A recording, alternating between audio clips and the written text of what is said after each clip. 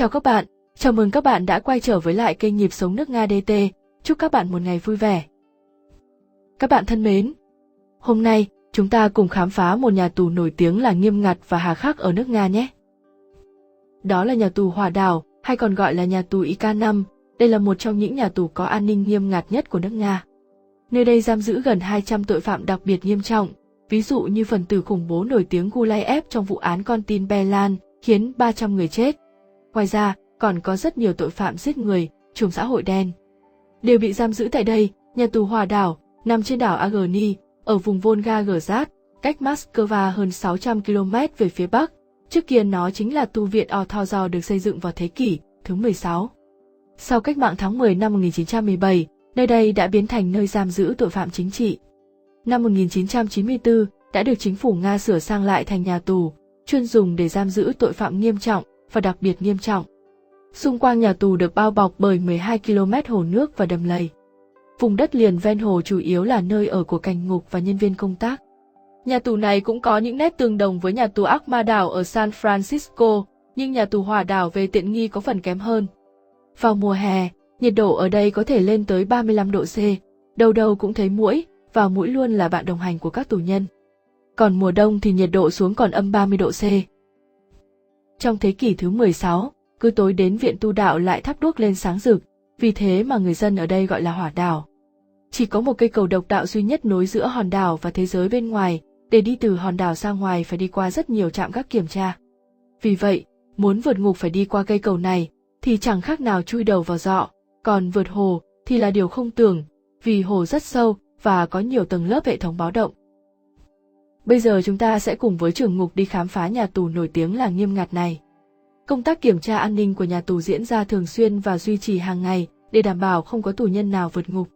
Ngoài hai rào cản tự nhiên là hồ nước và đầm lầy, thì xung quanh nhà tù còn được bao bọc bởi tường rào cao 6 mét và có độ dày từ 80 cm đến 150 cm. Trên tường có lắp hệ thống lưới điện và dây thép gai. Sau khi đi qua mấy cái cổng sắt mới vào đến khu quản lý của nhà tù, tiếp theo lại phải đi qua một cái sân thì mới đến nơi giam giữ tù nhân. Ở nhà tù này có tất cả 4 khu nhà ngục, và ở bất cứ ngóc ngách nào cũng có lắp camera giám sát. Tòa nhà này chính là tòa nhà được xây sửa từ viện tu đạo trước kia, bên trên tường vẫn còn lưu giữ những bức họa của tu viện. Đây là ảnh của người sáng lập nên viện tu đạo tên là Kizin.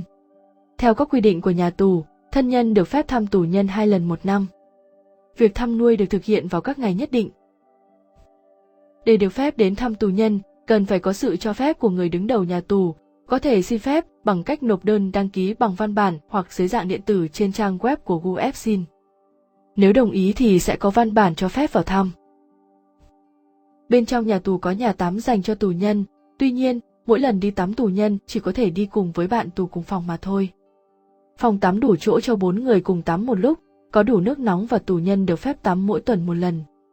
Trong nhà tù này chỉ có duy nhất nhà tắm và nhà vệ sinh là không lắp camera. Nhưng nếu muốn vượt ngục ra bằng những chỗ này cũng đều không thể xảy ra. Bởi vì cho dù đi tắm thì cũng phải đi qua mấy lần cửa sắt, trên mỗi cái cửa sắt đều có một ô kính nhỏ, đủ cho cảnh ngục nhìn rõ được người bên trong đang làm gì. Bên cạnh nhà tắm là phòng y tế rất nhỏ, luôn có một bác sĩ trực ban, bên cạnh phòng y tế là phòng cách ly dùng để giam giữ những tù nhân mắc bệnh truyền nhiễm. Phòng điều trị được trang bị khá đầy đủ, thậm chí có cả dụng cụ nha khoa. Tuy nhiên bình thường bác sĩ nha khoa không có mặt ở đây, chỉ khi nào cần thì bác sĩ mới đến. Còn cái lồng sắt này dùng để làm gì? Khi tù nhân cần tiêm thuốc điều trị, phải vào trong cái lồng sắt này và thò tay ra ngoài, làm như vậy để đề phòng tù nhân lợi dụng đầu kim tiêm uy hiếp nhân viên y tế.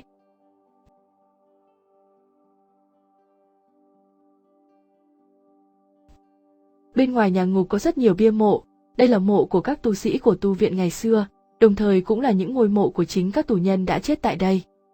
Do diện tích của nhà tù có hạn, nên các ngôi mộ nằm san sát nhau và thậm chí ngay sát cửa sổ của các buồng giam. Có lẽ, đây cũng là cách mà cai ngục dùng biện pháp tâm lý để trấn áp tù nhân, và cũng là để cho tù nhân không dám đào tường để trốn. Phải chăng đây là một yếu tố mà từ khi xây dựng đến nay, chưa có tù nhân nào vượt ngục thành công?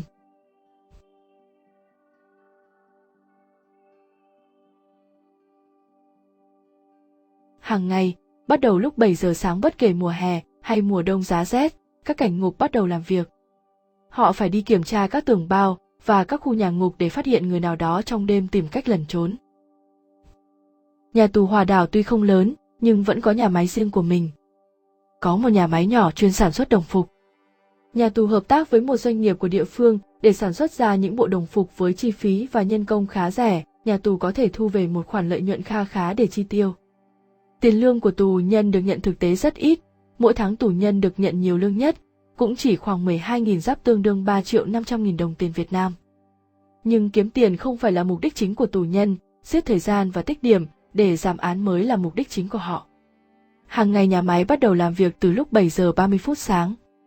Các tù nhân không nhận được tiền mặt, tiền của họ được chuyển vào một tài khoản cá nhân đặc biệt và chỉ dùng để mua sắm vật dụng sinh hoạt cần thiết và được thanh toán nếu có cơ hội được ra tù.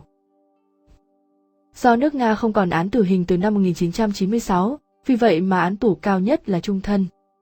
Về mặt lý thuyết sau 25 năm tù chung thân có thể viết đơn xin giảm án, tức là tự do. Vậy nên cho dù tội phạm của họ là nghiêm trọng, đa phần là tù khủng bố và tội phạm giết người, nhưng mỗi tù nhân đều có cơ hội được ra khỏi nơi này. Đặc biệt là những tù nhân trẻ tuổi, ví dụ như anh chàng này. Anh ta đã dùng một thủ đoạn hết sức tàn nhẫn để giết chết chính bạn gái của mình, sau đó bị tòa tuyên án chung thân. Năm nay anh ta mới 24 tuổi, như vậy 25 năm sau anh ta mới 50 tuổi và quãng đời còn lại vẫn khá dài. Vì thế mà cho dù chế độ cai quản của nhà tù có khắc nghiệt đến đâu, thì anh ta vẫn lựa chọn hình thức phối hợp. Để 25 năm sau bản án sẽ bị hủy và anh ta có thể được tự do.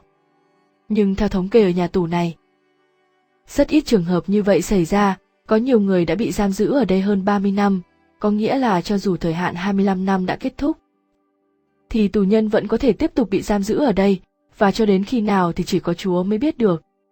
Bởi vì đây là nhà tù có an ninh siêu nghiêm ngặt, cho nên dù có cho tù nhân ra ngoài hóng gió thì cũng chỉ cho phép từng người ra một mà thôi. Mỗi người được đi dạo trong một phòng rộng khoảng 5 mét vuông không có mái che, xung quanh là tường rào sắt và lưới thép, trên trần là lưới thép Hàn Vĩnh Cửu và bên trên luôn có cảnh ngục tuần tra canh gác. Trong khi tù nhân đi dạo, trong phòng sẽ bị lục soát để kiểm tra những thứ bị cấm hoặc những vật dụng được dùng cho tự sát, đánh nhau hoặc để vượt ngục. Nhưng cho dù phải đi hóng gió trong điều kiện như vậy, nhưng đây vẫn là khoảng thời gian mà tất cả tù nhân đều mong chờ từng ngày. Bởi vì ở đó có thể được nhìn thấy bầu trời và được hít thở bầu không khí trong lành. Bây giờ chúng ta cùng đi xem bữa ăn của các tù nhân xem thế nào. Nhà ăn ở đây cũng giống như nhà ăn của các nhà tù khác, đồ ăn của tù nhân do chính tù nhân nấu. Đây là lò nướng bánh mì, mỗi ngày nó phải cho ra lò hơn 700 cái bánh mì để cung cấp cho tù nhân và cảnh ngục. Tại một căn phòng bếp không xa là nơi để nấu đồ ăn và súp, nồi nước dùng cá ngừ salad này, theo lời của trưởng nhà ngục, thì họ phải nấu đúng theo yêu cầu dinh dưỡng, vì vậy nên cho bao nhiêu thịt vào là tốt nhất cũng phải tính toán thật cẩn thận.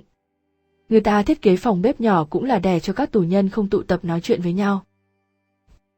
Thời gian dùng bữa, tù nhân làm việc tại nhà ăn sẽ đem đồ ăn đến từng phòng biệt giam. Nhưng vẫn có một vài tù nhân không hài lòng với đồ ăn, ví dụ người này thích nhiều thịt, người kia chê ít rau. Hôm nay, có đoàn quay phim ở đây, nên trưởng ngục đã miễn cưỡng nén cơn thịnh nộ của mình xuống, không biết là sau khi phóng viên đi về rồi, thì những tù nhân kia có bị ăn đấm không? Bởi vì trong quá trình quay chương trình đều có ngục trưởng và cảnh ngục đi cùng, thế nên chẳng tù nhân nào dám nói câu gì. Các tù nhân nhận được 3 bữa ăn nóng mỗi ngày. Bữa sáng, luôn luôn là cháo, trà với đường hoặc đồ ngọt. Bữa trưa, súp với thịt hoặc cá, cháo lúa mạch hoặc kiều mạch. Bữa tối, rau, cháo hoặc mì ống và trà. Vì lý do an ninh và quy định của nhà tù, nên chúng tôi chỉ được phép tìm hiểu về nhà tù này như vậy mà thôi. Cảm ơn các bạn đã theo dõi video. Xin hãy ấn like, ấn chuông, ấn đăng ký để xem được các video mới nhất. Xin trân trọng cảm ơn.